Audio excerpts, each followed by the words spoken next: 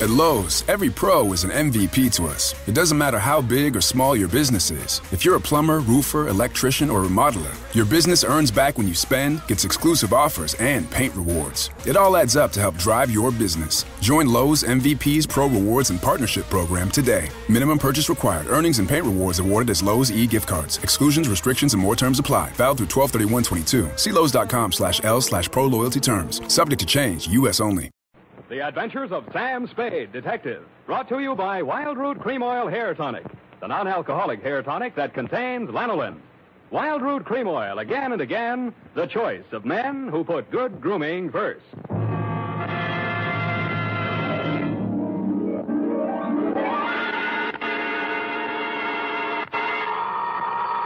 Sam Spade Detective Agency. Me, sweetheart. Sam, how did it go? It was the end, Effie, but the end. Oh, Sam, not another one of those society things. Depends on what you mean by society. Well, you know, Sam, cafe society. Cocktails for two, hands across the table. Make it another old-fashioned, please. Let's not lose our head, Effie. Nothing but double martinis, very dry, with 2 olives, sweetheart. 2 olives? Oh, Sam, isn't that overdoing it? It was all overdone, sweetheart. That's what cracked it. Now, stay right where you are. I'll be right down to mix up my report on the dry martini caper. Get it?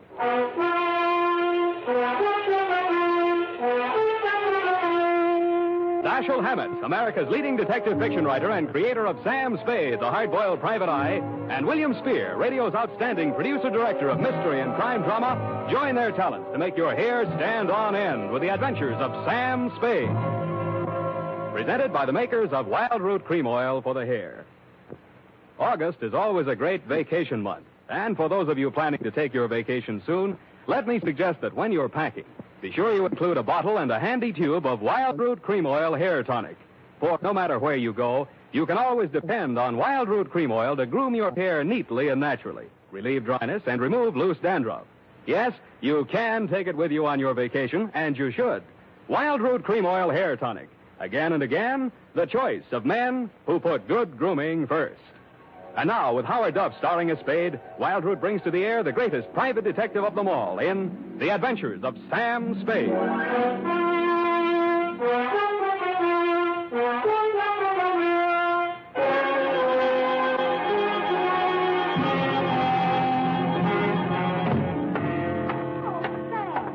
You look sober as an owl. Wise as an owl, sober as a judge, Effie. Oh. Well, the way you talked on the phone, I thought you drowned the shamrock, kissed the Black Betty, spliced the main brace, decorated the mahogany, made a Dutch bargain, or, in a word, gone to give a Chinaman a music lesson. Effie, I wish you'd spend more time with Harper's Bazaar while I'm gone and less with the thesaurus of slang. Ah. Didn't know I could say that. Are you sober? Well, I've been riding the choo-choo, drinking Adam's ale. And if you don't believe it, just ask me to walk or chalk. Okay, heelsy-toesy, arms akimbo, eyes glazed. Yes, Sam. Now then, tip of the forefinger to the tip of the nose. Oh, Sam, it makes me dizzy. Dizzy Gillespie? Dizzy go. Oh, Sam. Exactly. And you are not sewn up, shagged, shellacked, shickered, stuccoed, tap-shackled, stiffo, or real crazy. Well, you know best, Sam. Good. Now try this one. Yes, Prez. Sitting posture, limbs cruciform. What? Cheesecake stop. Oh, Sam. That's it. Now place the notebook. Just a little higher. Good. Yeah. Now apply the tip of the pencil to the top of the fool's cap and proceed viz. Viz. Date. August 1st, 1948. To Mrs. Netta Martini, 1000 Marina Boulevard, San Francisco. From Samuel Spade, license number 127596. Subject, Dear Netta. The first I knew of the caper was day before yesterday morning when I saw your husband's picture in the paper. It was one of those lovingly retouched executive-type photographs of a man in his late 40s or early 50s, graying at the temples and wearing an embalmed man of distinction look. The story was headlined, Corporation Head Waylaid by Mysterious Assailant. Chauffeur foils would-be kidnappers at offices of Martini Trading Company. The item under it wasn't as thrilling as the headline. Sounded as if he'd been knocked down for his wallet and the attempted kidnapping had been dreamed up by a bored city news reporter. I tossed it in the wastebasket along with my morning mail and went back to the Police Gazette. On page 3, the phone rang. Unique Garage, Harry speaking. Mr. Spade? One moment. Who's calling? Gordon Martini. Not Gordon Martini, the corporation head, waylaid by mysterious assailant. Chairman of the board, and there's nothing mysterious about it. Then what are you doing on this phone? I can't talk on the phone. Where are you? In a hospital? I left that pest house this morning. I'm at my residence, 1000 Marina Boulevard. Mm-hmm. It will take you exactly 20 minutes by cab. You will meet me in front of the building, and we'll have our conference in my car en route to the office. Where's your office? Downtown Post Street. Oh, why don't I meet you there? I'm a busy man. Have a full calendar. I'm already late due to all that hospital red tape. But I can fit you into my schedule if you'll hurry. Now, look alive, man. Well, it's a little early in the morning, but I'm trying hard. Good. What will you want for a retainer? I'll let you know if I decide to take the job. Fair enough. 20 minutes. I'll expect you. I should have looked more alive. It took me 2 minutes to get out of the street, 1 minute to flag down a cab, and 18 minutes to reach your address, Netta. A total of 21 minutes. As my taxi drew up to the curb in front of the canopied entrance to the corner apartment house at 1000 Marina, I saw your husband pacing indignantly up and down in front of the entrance, pausing only to glare at the outsized chronometer on his left wrist.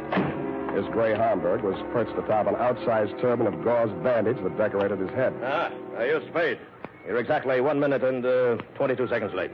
Hours are made of minutes, minutes are made of seconds. In killing this seemingly negligible interval of time, you have wounded an hour. Oh, I have? Well, I'm sorry. The traffic's pretty heavy out here this hour of the morning, you know. You should have started 1 minute and 22 seconds earlier. I'm sorry there was a bore on the telephone, kept talking about how valuable his time was. No, well, don't apologize. Only waste more time. Now, here's your check, $100. My car's just around the corner. I paid that chauffeur a large salary. We mustn't keep him waiting.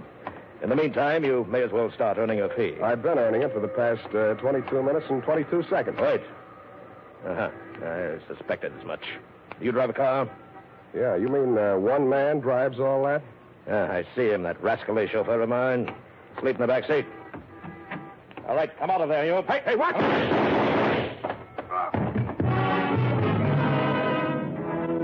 I was behind him and a little to the right. The shock of the rapid-fire 30-caliber slugs lifted him off his feet and knocked him against me. I went down under his 300 pounds of dead weight. By the time I rolled him off of me and got up, the gunman had jumped out of the limousine and into a gray sedan that was double parked alongside.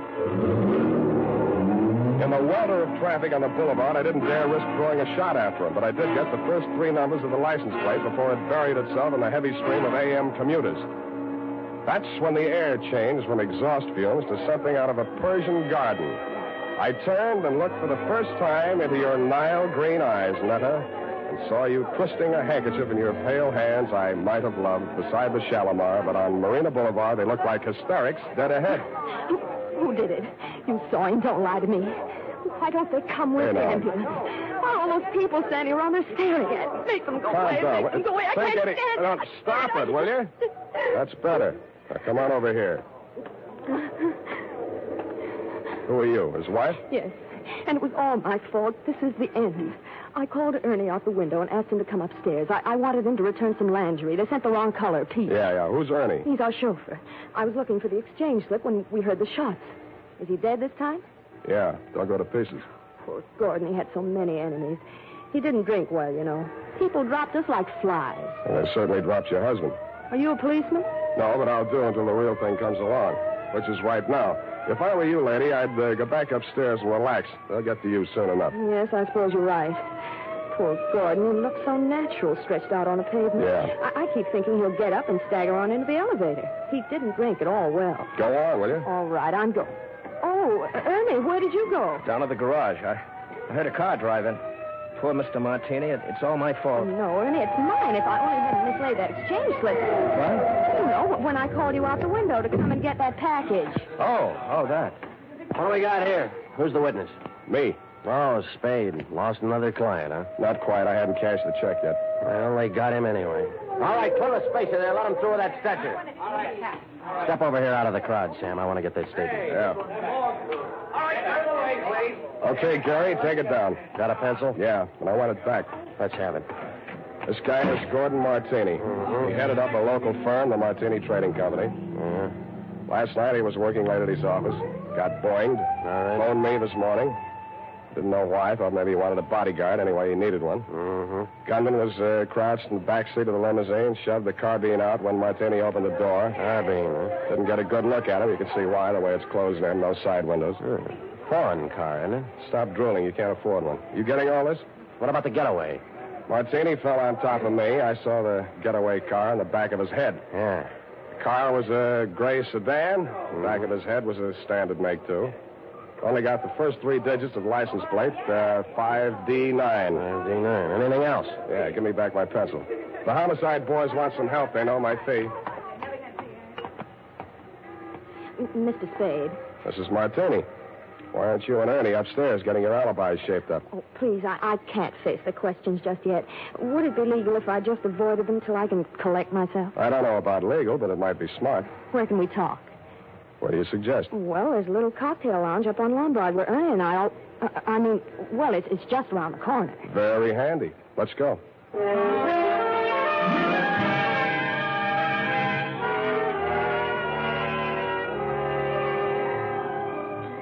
Against my mother's advice, I should have listened, but, well, that's why I married Mr. Martini. Well, that brings us up to 1943, and it's only 11:45. You're just like him, always holding a stopwatch over my head. Always? Well, he drank, you know.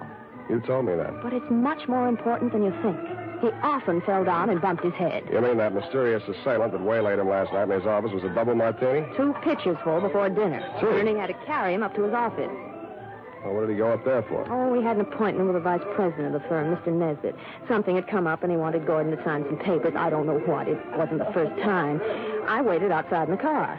After Ernie had taken him upstairs, he came back to the car, and we talked. Ernie has alibis upstairs, downstairs, and all around the house. Well, then when the others came out and Gordon didn't, Ernie went upstairs to see why. Others?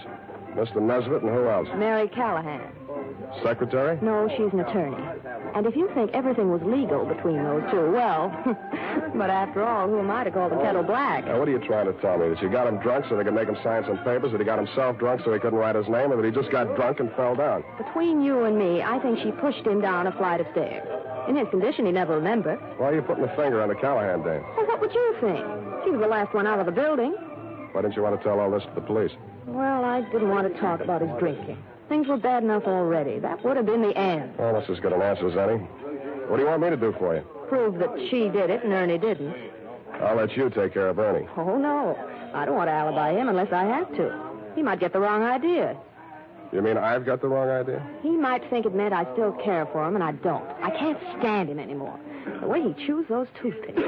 And besides, if his alibi is too good, I might have trouble about that carbine in the backseat of my car. Pardon me. It sounded as if you said you might have trouble about a carbine in the backseat of your car. That's what I said. Where is your car? In the garage. But somebody had it out this morning. They scraped the fender coming back in, and they ran into the wall. They must have been in an awful hurry. Tell me, this car of yours, it wouldn't be a gray sedan? Yes. License number? Oh, wait a minute. It's on my key ring. Here, 5D90. That's enough. Why didn't you tell me this before? Well, I couldn't get up the nerve. After I heard you tell that policeman the gun that killed Gordon was a carbine, and the gray sedan and all that, well, it's the end. I hoped you were right, but I didn't think so. When I went to look at the gray sedan in your garage, I knew you were wrong, dead wrong. It was the getaway car, all right, and the carbine, as you know, was proven later to be the one that killed your husband. But Ernie had turned into a very poor suspect indeed. He was hugging the carpet between the front and rear seats, and when I nudged him, he didn't move. He'd been shot at closer range than Gordon Martini, and the killer had used only one slug. It was planted in the base of his brain, which made him not only a very poor suspect, but a very dead one.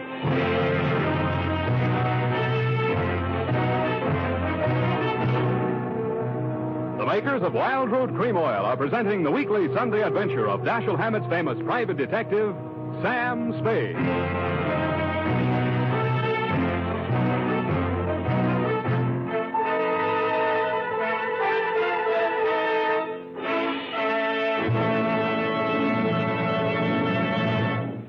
If you want the well-groomed look that helps you get ahead socially and on the job, listen.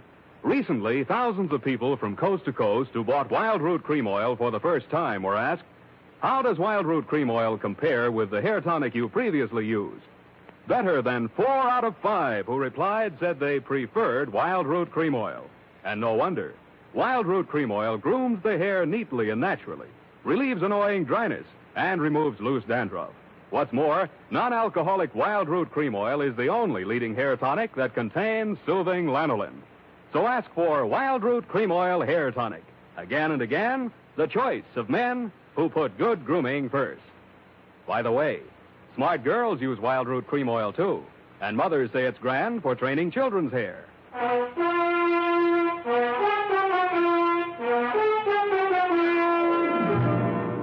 And now, back to the Dry Martini caper. Tonight's adventure with Sam Spade.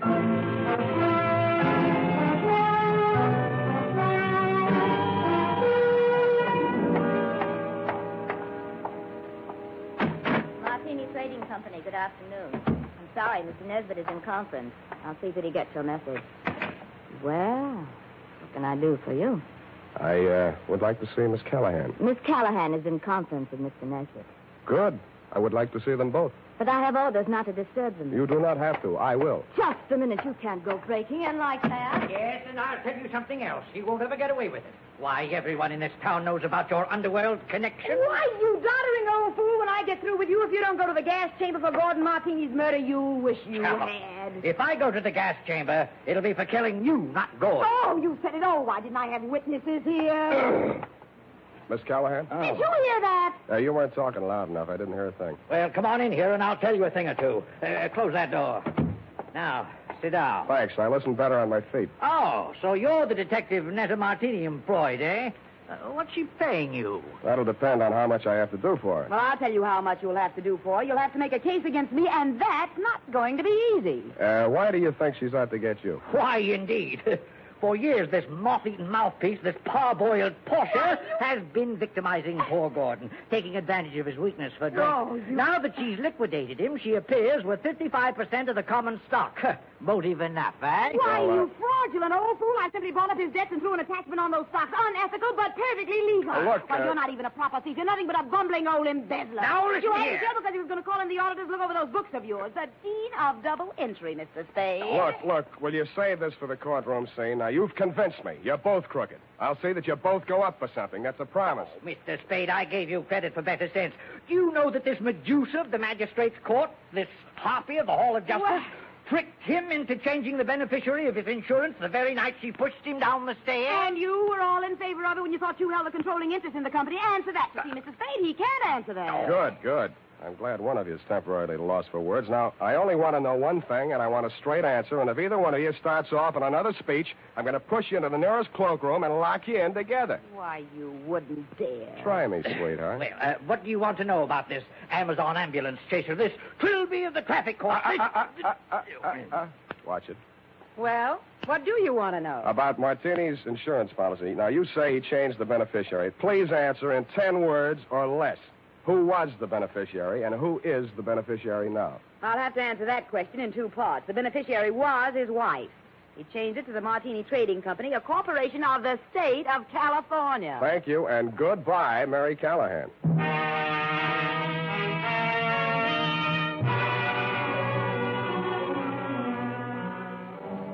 And that Netta took the heat off of you for the time being, which made things tough for me. Because Callahan and Nesbitt were so horrible, I never wanted to see them again, even to testify against them in court.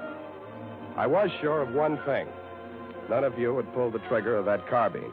There'd been a hired killer behind it, and the way he operated, taking crazy chances in broad daylight in a crowded street, told me an important thing about him. That night, I made the rounds of the joints. At a plant called the Bing Room, I found a bouncer who'd tossed out a customer that'd run up a bill and tried to pay it with a $1,000 check. He sent me to the Atlas Hotel.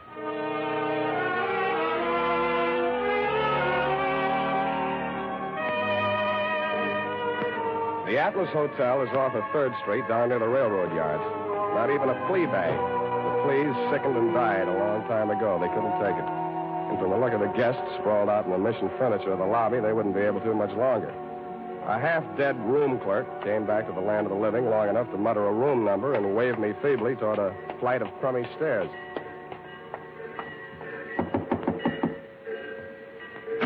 Yeah, what do you want? You, Hack Hartman? Hey, you got anything for me, huh? Yeah, I got news for you. Get back in the room. I'll tell you all about it. Yeah. Well, come on in. Drop the shiv. Yeah, I'll drop it. I'll fix you. I'll cut you good. I'll cut you. I'll cut you. I'm glad you did that. You make it easy for me. Now get over there. Leave me alone. Leave me alone. I'm not feeling so good. You can feel a lot worse. Who hired you to put the burn on Martini? You don't get nothing out of me. Who gave you that check? Oh, leave me alone. I got all night, Hack, and I feel better than you do. Now, what did you do with that check? I'll shake it if your teeth come out with it. Come on. All right. Stop it. I don't feel so good. Okay. Where? Pocket. My shirt. Don't reach. I'll get it. It was a company check, which is what I'd expected. It was for $1,000 drawn on the Golden Gate Trust and Loan. But I wasn't expecting to find the signature on the bottom line. It was signed in a bold, firm hand, Gordon Martini.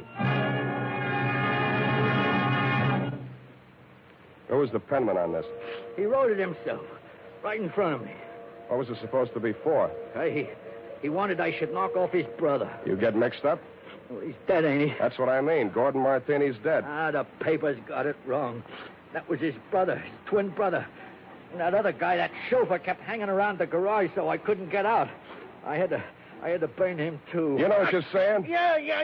I'm making sense. Now, get out of here. I'm getting steamed. Don't let it worry you. I got a nice, cool place all picked out for you.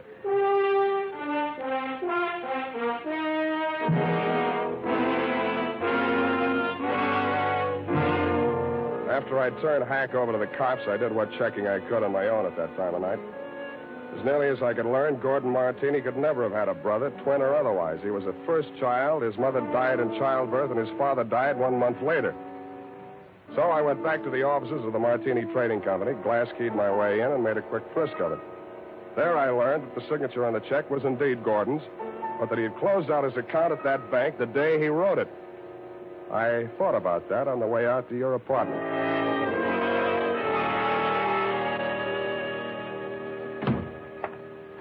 Sam, I've been calling and calling, trying to reach you. I've been so worried. It's the end. This time you might be right.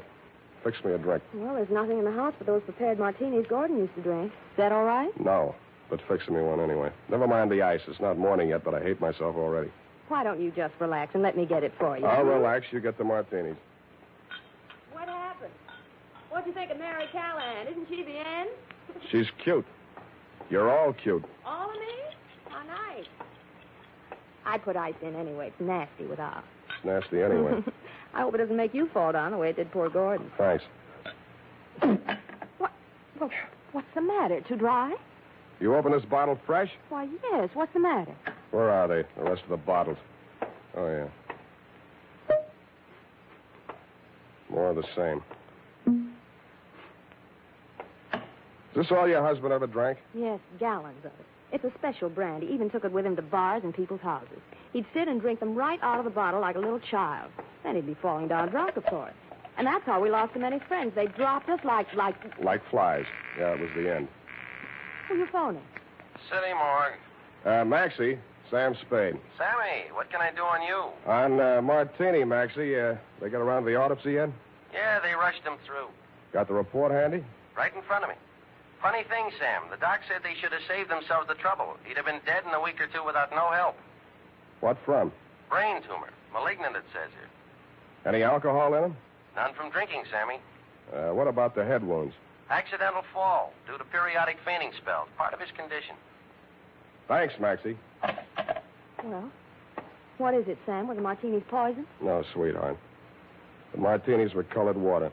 Why, they couldn't. Well, what made him get so drunk? He didn't. He was sick. But, Sam, who killed him?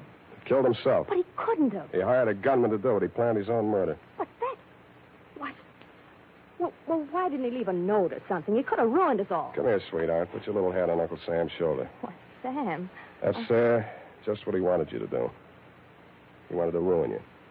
He let Mary Callahan fleece him out of his interest in the company. He let Nesbitt juggle the books. He let you go your way with Ernie. He let all three of you fix yourselves up with as nice a set of motives for murder as a jury could ask for. Oh, he couldn't have... The real joker was the check he used to pay off the man he hired to kill him. It bounced. It also proved he'd planned his own murder. But he still has his revenge. Because the insurance that would have kept the corporation from going broke won't be paid off on account of the self-liquidating cause. Oh, Sam, darling, what's going to become of us all? Well, Callahan and Nesbitt will probably sue each other to death. You might have to go to work and earn a living. Well, I have $500. I might invest it in something. You already have. Here's my bill. But, Sam, you didn't help me. What? This is the end. No, it isn't, sweetheart. This is the beginning. Come here.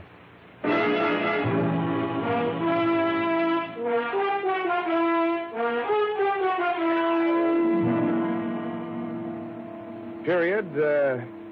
End of the end. Well, you asked me. You helped us. Now, F. Well, that just goes to show you. Show what, F? Man's ingratitude to man. But what did Mr. Martini have against you? Why, nothing, sweetheart. He just needed a smart operator like, Johnny Madero was on vacation. Sam. Have you cashed that check Mr. Martini gave you? Well, not yet. Sam, any bartender would know better than to take a check from a man who drinks that much. F, you haven't been paying attention. He didn't drink. He didn't. I was able to establish that later on. You haven't been listening. At the time, Sam, for all anybody knew, he was a hopeless drunk. He was, Sam. Oh, you're so wonderful and trusting. But I do wish that you'd understand this. He was a hopeless drunk. For the last time, Effie, he didn't really drink. I'll just type this up, Sam, while you call the bank. I'll do that.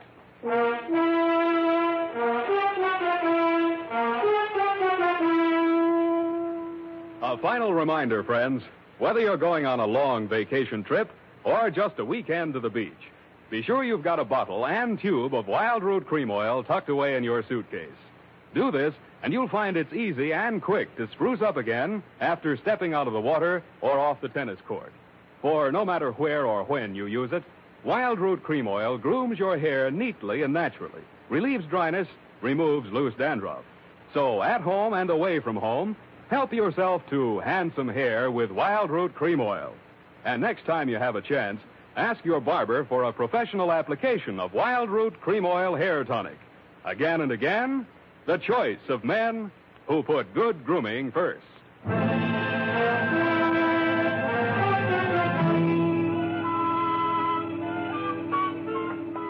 here it is, Sam. I hope it was worth the price of the paper and carbons. You made carbon copies of that? An unimportant report like that? Oh, it bounced? Well, the estate isn't settled yet. Oh, Sam, you're so wonderful and trusting. Effie, I am not wonderful and trusting. I am a hard-boiled private eye. I know. Just a pity there's no money in it. And I'm also two-fisted. Sam, have you ever thought of ceramics? Of what? Ceramics. It takes virtually no capital. All you need is a small furnace and some clay. And if you don't have any talent, you can just make ashtrays. Thanks, I already have one. Oh, flower pots are fun. You can pop them on a wheel. And you can pot your hat on and wheel on out of here and also take your furnace and clay. I love you when you're so gay and carefree. I am not gay and carefree. You are a hard-boiled private eye. Good night, Sam. Good night, and sue me for your back salary, sweetheart.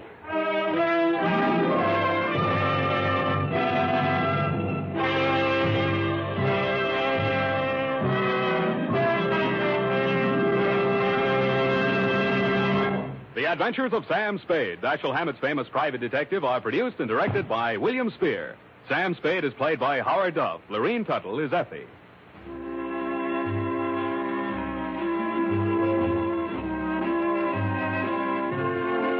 The Adventures of Sam Spade are written for radio by Bob Tallman and Gil Dowd, with musical direction by Lud Gluskin. Gil Dowd directed tonight's broadcast in William Spier's absence. Join us again next Sunday for another adventure with Sam Spade, brought to you by Wild Root Cream Oil. Again and again, the choice of men who put good grooming first. This is Dick Joy reminding you to get Wild Root Cream Oil, Charlie. It keeps your hair in trim. You see, it's non-alcoholic, Charlie. It's made with soothing lanolin. You better get Wild Root Cream Oil, Charlie. Start using it today. You'll find that you will have a tough time, Charlie. Keeping all the gals away. Hiya, Baldy. Get Wild Root right away. This is CBS, the Columbia Broadcasting System. Are you ready? At Lowe's, every pro is an MVP to us. It doesn't matter how big or small your business is. If you're a plumber, roofer, electrician, or remodeler, your business earns back when you spend, gets exclusive offers, and paint rewards. It all adds up to help drive your business. Join Lowe's MVP's Pro Rewards and Partnership Program today. Minimum purchase required. Earnings and paint rewards awarded as Lowe's e-gift cards. Exclusions, restrictions, and more terms apply. Valid through 12/31/22. See Lowe's.com/L/Pro Loyalty terms. Subject to change. U.S. only.